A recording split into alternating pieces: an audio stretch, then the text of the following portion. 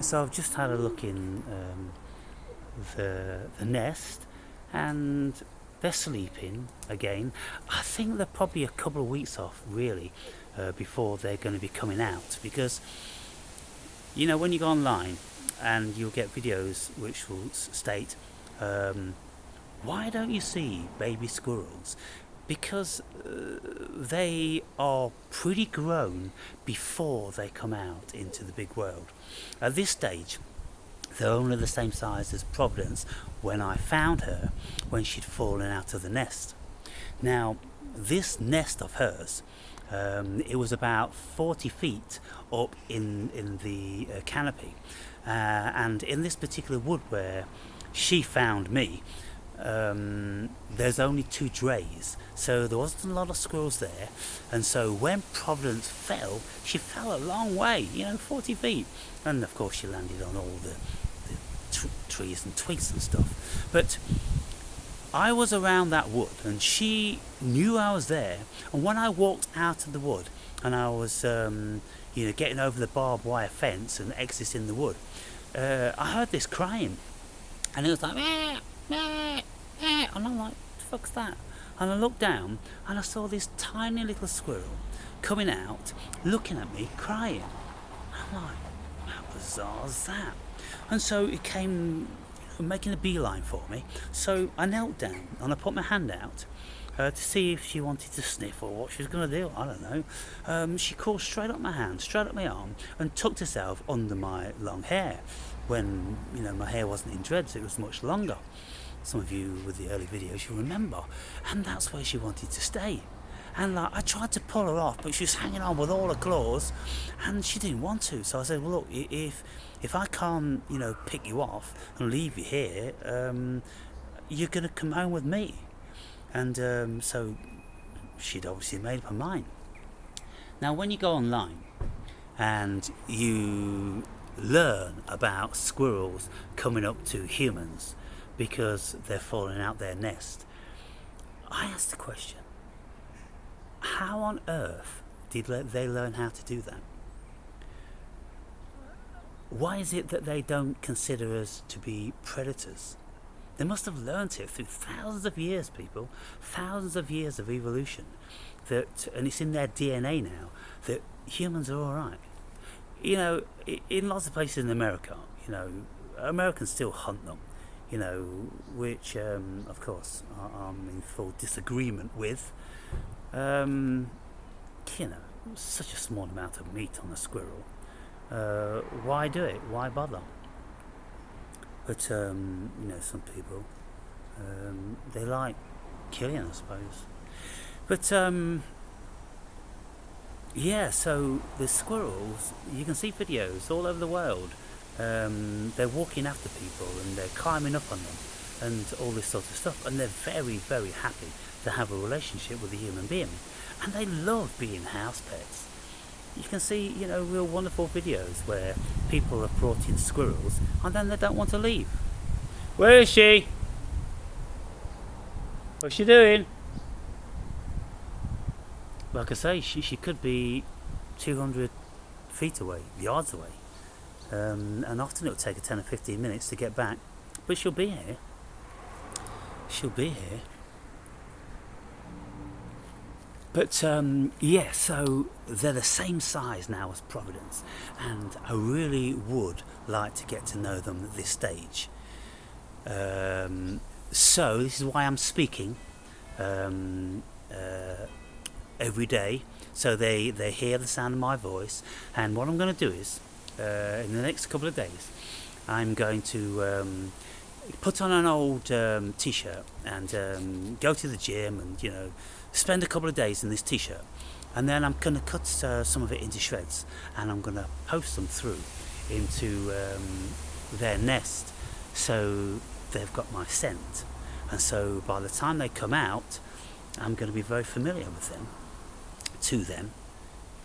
And so that's what I did when I wanted Providence to go into her first little house. The first one here,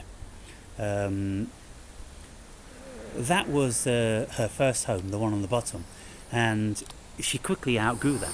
But how I got her to go in that, because she didn't want to go in it, she was very afraid of that confined area, because obviously, it's very confined and not natural. So I left the top off, suspended on a couple of 2-inch nails, so she could get out, she could see the light. And I first and foremost, I put a woolly hat that I'd wore many times, and I hadn't washed it. It was just stuck in the pocket of my coat, and so that would have my scent on. So I put that as a base under her towel, in the little cage I kept her in overnight. I let her out in the daytime, but overnight I didn't want to break in all my ornaments and everything. So she slept on that for a couple of days, and then I put it into this little bird box, and I put that in her cage, and she was all curious, sniffing around, thought, that smells familiar. And so she'd have a poke around and a little bit of a look, but she didn't seem too keen, except one night I crept into the living room and I'm like, where is she? And the cage door was open so she could come out and go, but she'd got in the cage, she'd got in the bird box, and she was asleep. And so I thought, there we go. So I brought this bird box out and I banged it up in this tree. And then I went in to get her to introduce her to it, but by the time I was walking down here, she just lurched off my shoulder and jumped and ran up in the trees. And I'm like, oh, Providence, I wanted to show you where your home is. And, I hung around for, half an hour, to see if she could come back, and she wouldn't. And so I went back into my house, and then an hour later I came back out, and I started calling for her, and a little face came out of the house. She knew it was hers. So she knew where it was. When she jumped off here, she knew it was up in the tree, and she went up in these trees around here, and then she got in the house. And so then, when that one was getting too small, I built the second one, and I took some of the bedding out of her little house, and I put it with new bedding into the new house. Well, for a day or two she wasn't interested, but then one day I caught her having a sniff around the aperture, and then gingerly she went in, and then she put her face up out the window, and it's kind of like, oh, she's pretty good actually. And then she stayed in it, and she never ever went back to the smaller home. With the last home now, the biggest one up there, I put that up with just regular cushion stuffing in, and I took a few pieces out of her bedding and put it in that one, and she never went in for about a week. Just didn't seem to be interested. And I thought, well, she will. When her babies are getting big enough, she will. And so anyway, I didn't see the transition, of her taking 3 little kittens out. I would have loved to have seen that, caught that on video, but I never saw her doing that, and I never saw her gathering up any leaves or twigs or straw grass, which there is mixed in with the stuffing cushion. When you're looking at it, it's so cute, isn't it? There's the odd leaf and bit of straw. I never saw her doing that. I never saw her, nest building. And it's kind of like, damn, and I'm looking all the time. My apartment's just there. I'm always looking, seeing what's going on. But anyway, she made the transition when she needed to, and there she is.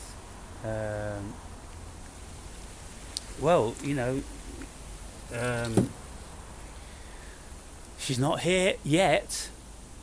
But like I say, it's going to take a long time to jump from branch to branch to branch.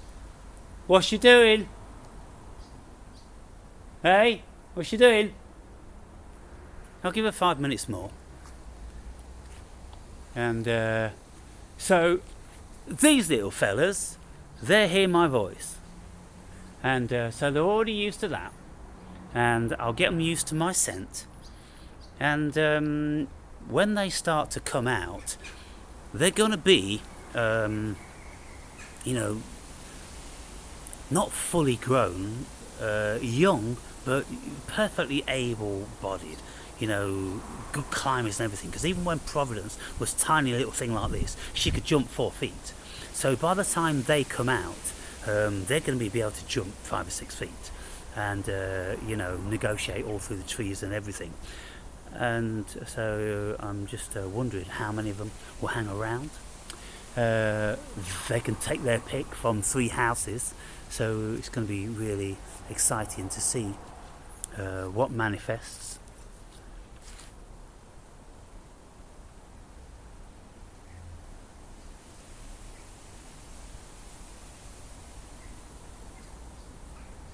Well, in the wintertime, there was lots of times when I came out into the garden and I'm asking where she is, and there's no sign of her. And I'm like, you see, they always come back to nest before dark.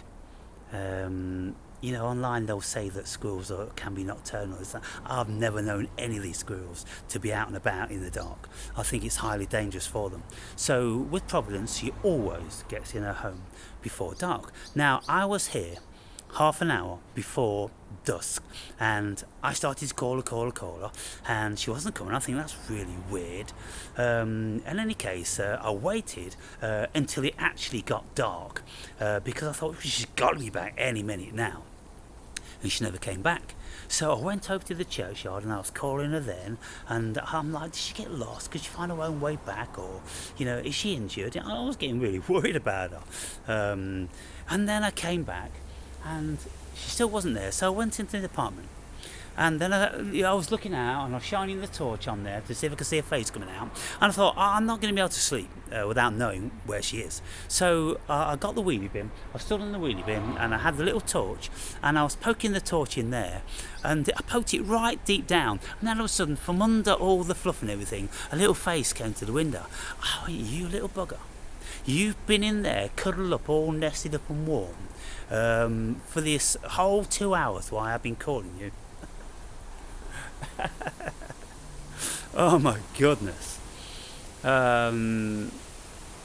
So yeah, in the wintertime it's not a foregone conclusion when I'm calling her if she doesn't come to the door. It's because she's full, she doesn't want any food.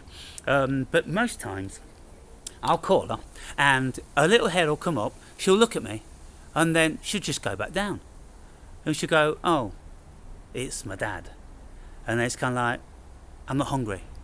So she lets me know she's there, and then she just goes back down, and I can keep calling and she won't come. That's it. She's told me, I'm here, everything's cool. I'm gonna get cuddled up. Right, now then, little Robin there, my little friend. Now, little Robin, you used to eat out my hand, didn't you? You used to eat out my hand, but now you've gone shy. Have you gone shy? So I'll get a little bit of a nut for you.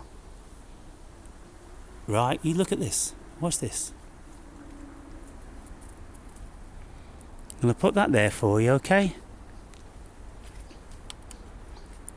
Now, she likes walnuts. She'll come down and she'll have a peck on that.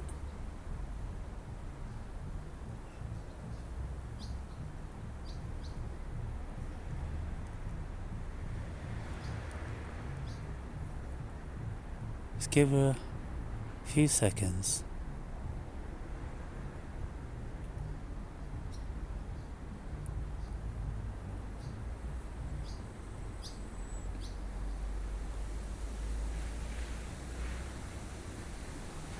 Well, come on then. You're not normally this shy.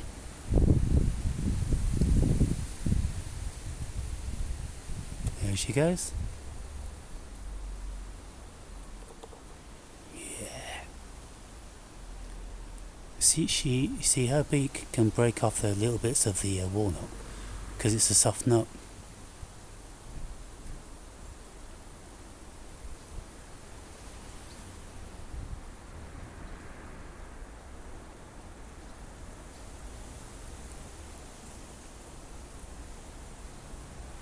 you want me to break it up for you?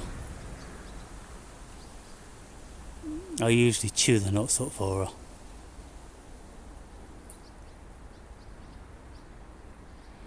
Okay. I'll chew it up for you, yeah? Actually, I won't chew it up because it's been on all that piss, but if I break it up like that, much more manageable pieces, she can do something with that. Go on then. She's just up there, you see her little breast. She's coming down. There she comes. Wow, you got a big bit there. That's it. You take the small bits. Oh, that was a big bit.